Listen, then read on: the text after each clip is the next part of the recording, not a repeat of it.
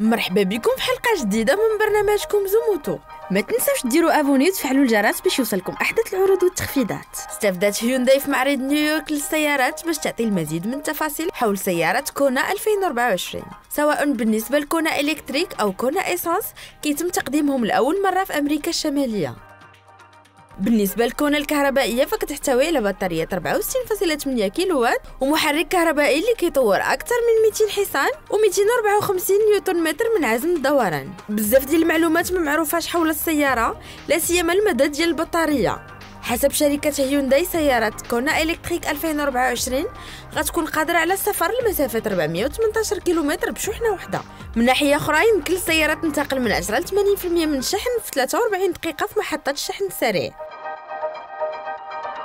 بالنسبه للموديل اللي كيشتغل بالوقود، كونا 2024 مازال كتقدم جوج ديال المحركات، الاول ديال 2 لترات بربعه الاسطوانات اللي كيطور 147 حصان، والثانيه نسخه الان لاين الرياضيه.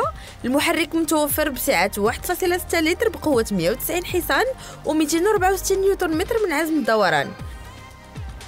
بفضل الابعاد ديالها السخيه، السياره كتمنح صندوق امتعه موسع بشكل ملحوظ بسعه 723 لتر مع وجود المقاعد الخلفيه في مكانها، والحجم كيرتفع حتى ل 1803 لترات مع طي المقاعد الخلفيه للاسفل.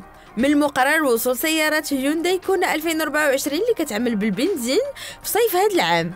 بالنسبه للموديلات الكهربائيه فغي خصنا نتسناو لبدايه العام المقبل. من بعد فورد وجنرال موتورز جا الدور على الرغم اخيرا باش تكشف على الشاحنه الكهربائيه ديالها اللي طال انتظارها. جا التصميم ديال الرام 1500 ريفولوشن مثير للغايه واكثر جرأه من تصميم اف 150 لايتنين وسيلفيرادو اي في وسيارا اي في، ولكن خصنا نعرفوا بلي هذا نموذج تصوري فقط. اما نموذج الانتاج فغيتم التقديم ديالو في الاشهر المقبله وغيبدا يتباع في السوق في عام 2024. كتعتمد رام 1500 ريفولوشن على بنية STLA فريم ديال ستيلانتيس في شكل هيكل شاحنة كلاسيكي. الشاحنة كتوعد بقدرات رائدة في الفئة ديالها، سواء في المدى، الشحن والحمولة وقدرة الجر. الأرقام باقي ما تمش الكشف عليها في الوقت الحالي. كنعرفوا ان الرام 1500 ريفولوشن كتستخدم محركين دفع رباعي ونظام توجيه رباعي كيوصل ل 15 درجه وبنيه كهربائيه 800 فولت من خلال الاتصال بمحطه سريعه بقدره 350 كيلووات كتكفي حوالي 10 دقائق شحن للسفر لمدى 160 كيلومتر. سالينا الحلقه ديال اليوم، نتلاقاو في الفيديو الجايه.